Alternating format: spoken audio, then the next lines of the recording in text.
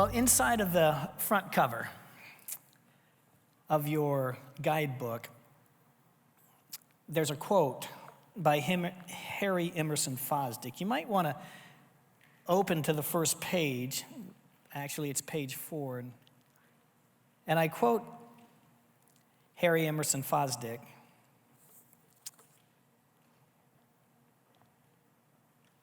In which he writes, "The church is primarily an instrument in God's hand to bring personal and social righteousness upon the earth. When her massed influence overcomes a public evil or establishes a public good, men find the justification of her existence in a first-rate weapon of apologetic argument in her behalf." He wrote these words nearly a century ago when the world, and most certainly the church, were wrestling mightily with the implications of progress on life as we knew it. And who could have predicted the advances in technology and communications, travel, and the sciences, just to mention a few? The sum of it all has created a dizzying effect on the disequilibrium in virtually every aspect of life, including the church. And for those of us who work in or with the church, it begs the question, what does it mean to be the church in a world that is changing faster than most of us can even imagine?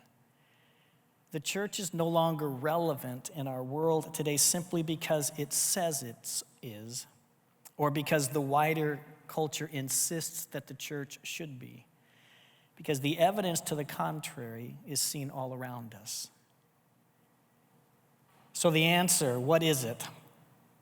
Well, I would encourage you to maybe highlight a few things in Fosdick's quote there.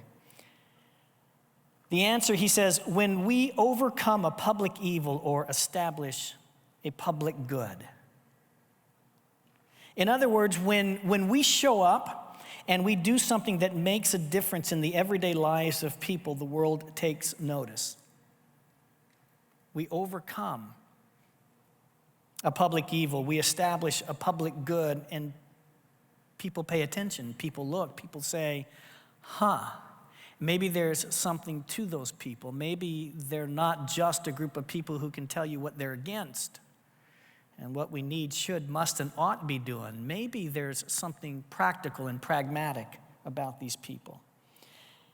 Fosdick goes on to say that men find the justification of her existence. So when we do those things, when we overcome a public evil, when we establish a public good, that's when the culture at large finds a justification of our existence.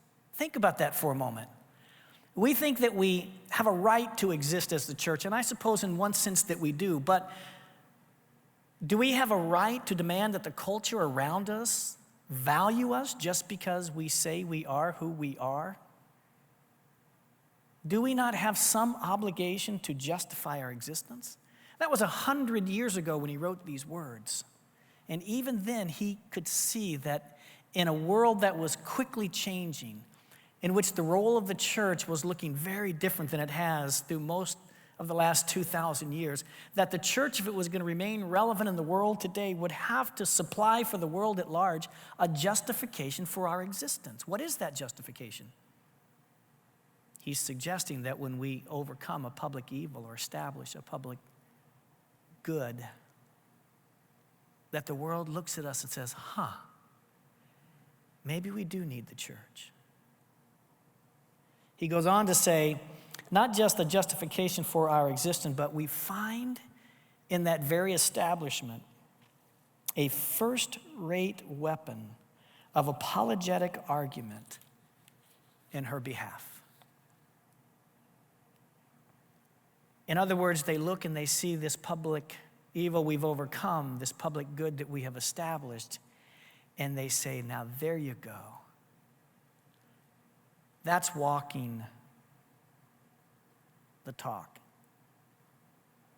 There may be something legitimate about those people. There may be more to them than just their talk, because they can see demonstrated in our lives something different. I remember after Katrina, coming upon an article. I wish I had saved it. I just remembered it was out of The Guardian, and it was written by a gentleman who claimed to be an atheist. And in it, It was this article about the number of people that came down to the Gulf Coast region in the aftermath of Katrina, and how 90% of the groups that came were church-based groups. And the article was just fascinating because he went on to say, us atheists have to admit that we're just not as generous. We're just not as caring and benevolent towards those that are suffering as those folks who claim there is a God. And I thought, wow, what an honest observation. What an honest observation. He said there's something, he couldn't identify what it was, but he said there must be something in those people that motivates them to do things that we atheists just don't have. And he was saying, not even in a backhanded way, he was saying kudos to you. In other words, our actions and the things that we do became, in Fosdick's words, a first-rate weapon of apologetic argument on our behalf. You see, when we become the very things that we talk about, the world looks on at us in a different way. So I'd ask the question, so what exactly is the problem? What is it that keeps this from happening? And I would suggest to you that you might want to go back to the first part of that quote, and when he says, when her massed influence, the problem, as I see it, is our massed influence. Truth is, the church doesn't really work together very well. Not the kinds of things that matter to an onlooking world. Now, we may be able to get a group together to celebrate Martin Luther King Jr. Day or to do something at Thanksgiving. We might be good at getting groups together for one and done kinds of things that are celebration or in so many ways symbolic. But our ability to, as he says, massed influence, our ability to pull together the resources, not just of a vision for how things might be better or what this city, this country, this world could look like, but our ability to pull people together in such a way that we truly do have a shared agenda.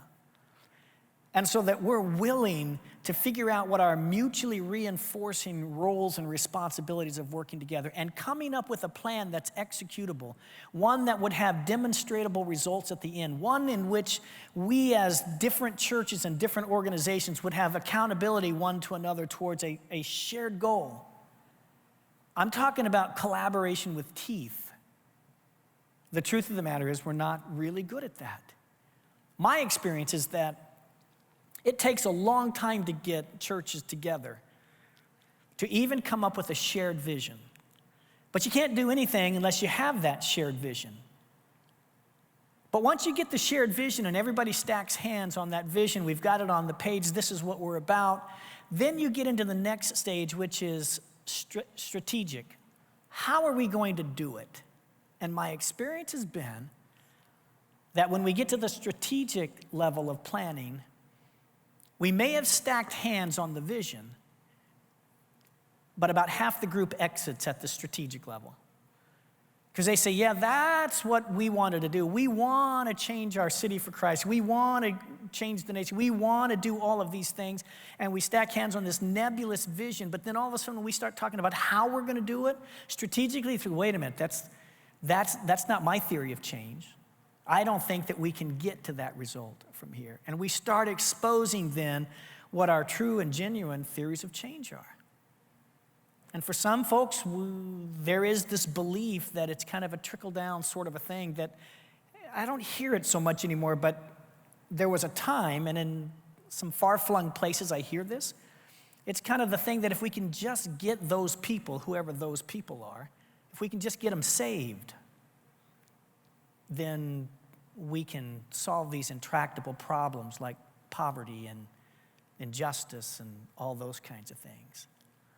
And so we double down on our efforts to become more spiritual in the things that we do. And I believe in all of that stuff. I believe that Jesus makes a difference in our life, and I believe in the gospel and all of those sorts of things. But surely the evidence suggests that it's not that we need to get more people saved.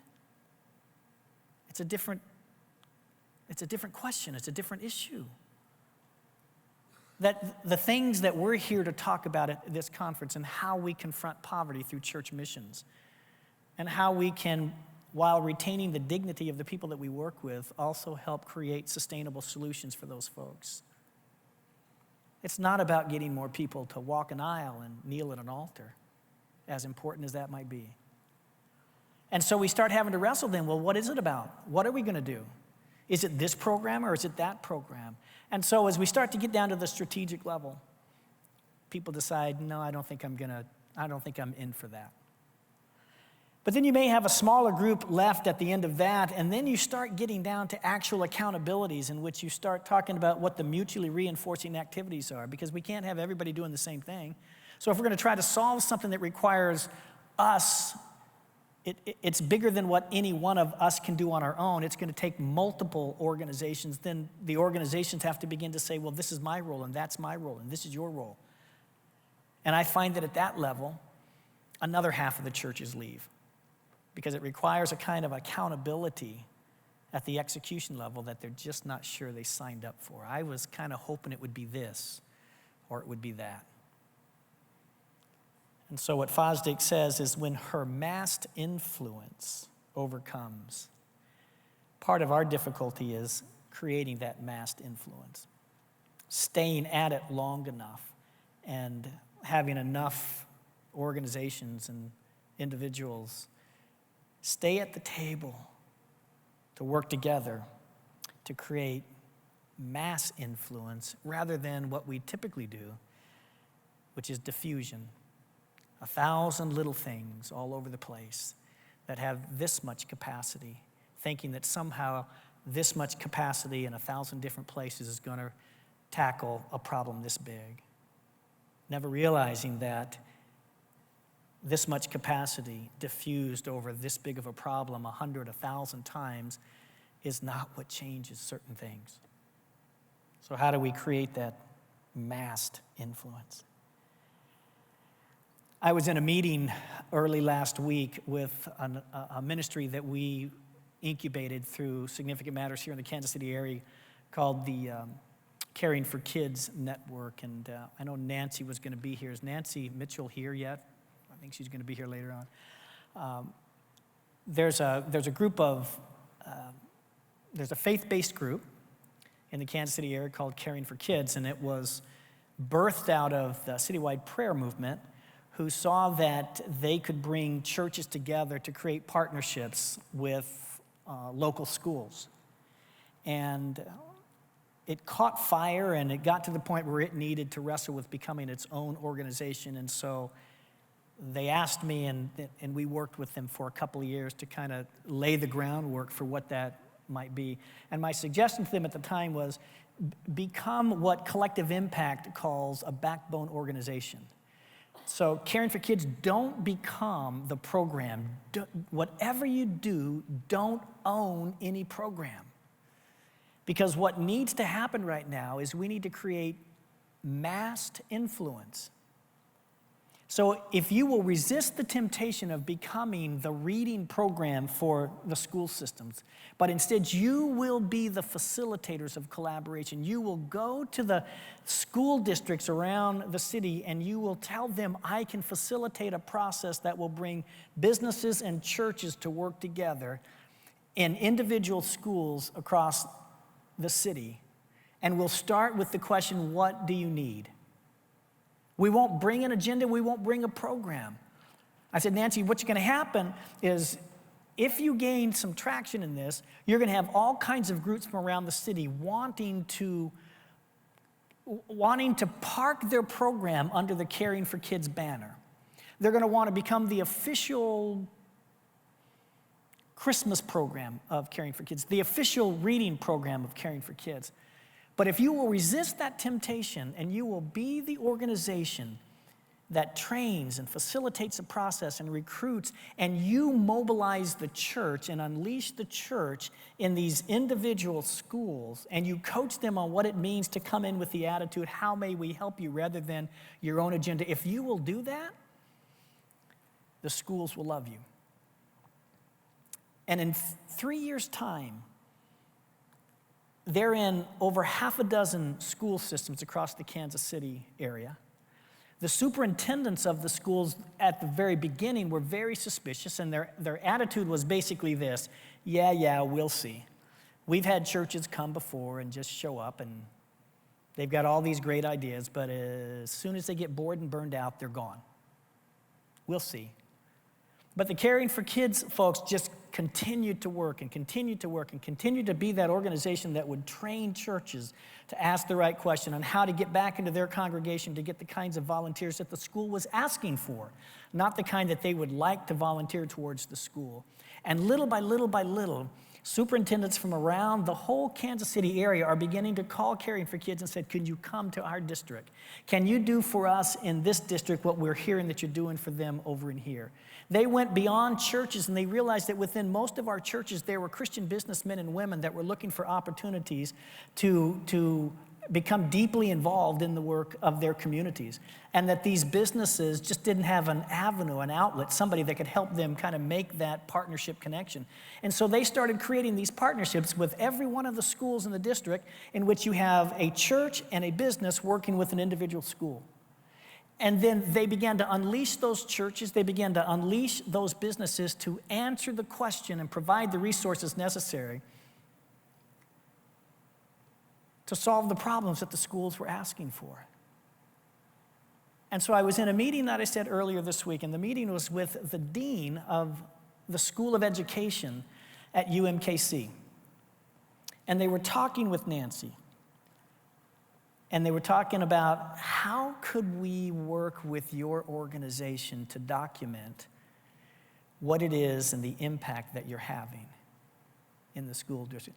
The evidence is all around that it's happening. And I got to sit there for over an hour talking with them about our need to be able to somehow quantify, that somebody to help us understand the research side of what it would look like. And I made the suggestion to them in that meeting, said, I think that if you wanted to, you could study this.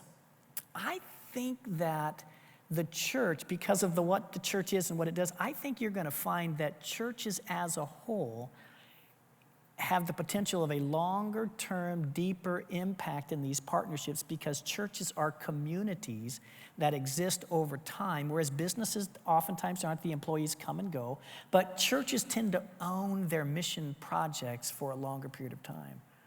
I suspect that you will probably find some correlation between long-term faith communities working in these partnerships versus something that a business decides to do. And the dean said, interesting. We would love to kind of look into that.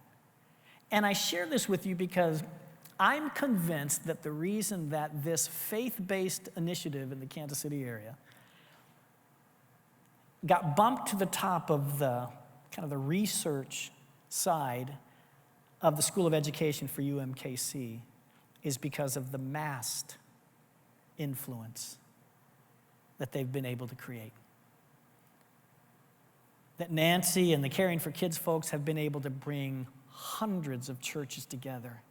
They've been able to get them to work together in mutually reinforcing ways, everybody understanding what their role is. They've been able to get them to work together in ways that are accountable, and because they've been able to do that, they've gotten the attention. They've gotten the attention of the school systems around the Kansas City area. So the name of my talk is It Takes a Tribe. And that story illustrates in some ways why we have such a diverse group here. Phil Hissom and his work with the Polis Institute, and a champion for the idea of dignity, and how it is that those of us on the resource side of the equation economically rush into places and think that we have answers without ever taking the time to really ask. And what does it look like to slow things down enough? You see, whatever this massed influence is, it requires us. It requires us to honor the dignity of the very people that we're trying to help. Grace Dyerness with Urban Initiatives, the same thing, the research that she's doing around appreciative inquiry, participatory action research. I mean, the church needs to understand and that we have got to do these things collectively and together. Jonathan Bell and his work with Church of the Resurrection, if we can't get this down to the actual realities in local churches, then what are we talking about? And of course, Bob Lupton, appreciate you being here and the years of experience and the things that he's even learning at this point in his work around combining both economic development and community development. Don, your work in this crazy idea in Mozambique and leaving a well-paying job and doing what you're doing. There's so much that we can learn from that. Amy Minnick and the Impact Foundation and raising donated dollars to be able to help these businesses, mission kinds of things. Mike, your technology, we can't do it without, you see, it takes a tribe. There's no way that we can tackle these things except that we bring everybody together with their expertise and the things that they bring to the table. We've got other folks that are here to talk about some things that need to be a part of this, but it truly will take all of us working together, learning from one another, and complementing one another in the things that we bring to the table. So here's my point. We cannot overcome a public evil or establish a public good without our massed influence. And so I'd like to end with this. In the Lord's Prayer, there's that wonderful line, "Thy kingdom come, thy will be done on earth as it is in heaven." I'm animated by that. I believe that that was more than just poetry. I believe, in fact, that the Lord wants his church, the massed influence of his church, to be about the business of bringing his kingdom to bear upon this world in the way that it must look in the other world to come. So I'm wondering if you would join me in closing and just saying that common prayer as we start this conference together. Would you pray with me? Our Father, who art in heaven, hallowed be thy name. Thy kingdom come, thy will be done, on earth as it is in heaven. Give us this day our daily bread, and forgive us our trespasses, as we forgive those who trespass against us. And lead us not into temptation, but deliver us from evil. For thine is the kingdom, and the power, and the glory forever. Amen. Thank you.